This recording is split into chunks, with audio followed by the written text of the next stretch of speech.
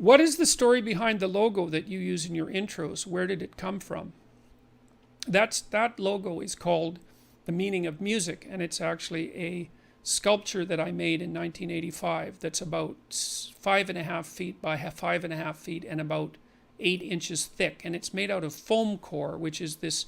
It's a material that's often used as a backing for paintings or for when you get them framed. It's styrofoam sheet about 1/4 of an inch thick with paper on both sides, and you can cut it very accurately with an X-Acto knife. And so what I did was make a stack of those foam core sheets about 8 inches high, and I made the thing in quarters, and so that it would fit together on the wall because it would have been too big to maneuver easily. And it's a very complicated image. It's actually a three-dimensional representation of a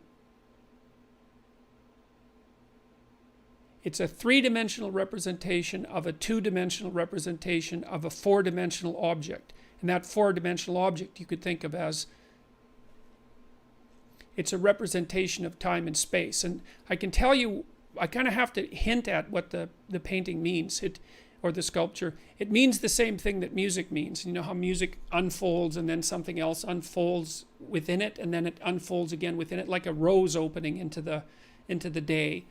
Or like a lotus flower that sort of comes up from the darkest depths up through the dark water and then blooms on the surface of the water in the sun, and that's where the Buddha, what would you say, symbolically rests. So you can imagine that thing opening, and then imagine that that's what that painting is an image of, and that's the same thing as music. So it's a mandala image, and for Jung, the mandala was a symbol of the self, and the self was something that unfolds like music, which is actually why we like music. And it's like the rose, the rose that you see, the geometric rose that you see in stained glass. It's the same thing.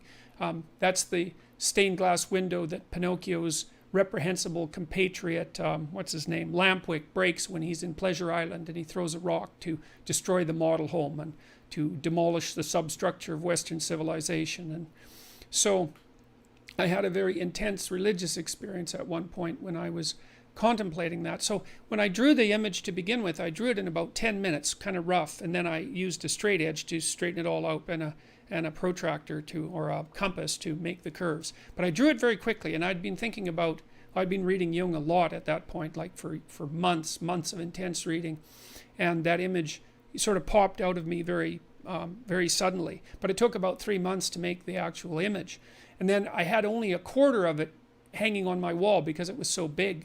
And I had finished it after about 3 months of work. So this was back in 1985 when I was a graduate student. And I was listening to the Jupiter Symphony, which is the piece of music that I use, that was used for the intro to my videos.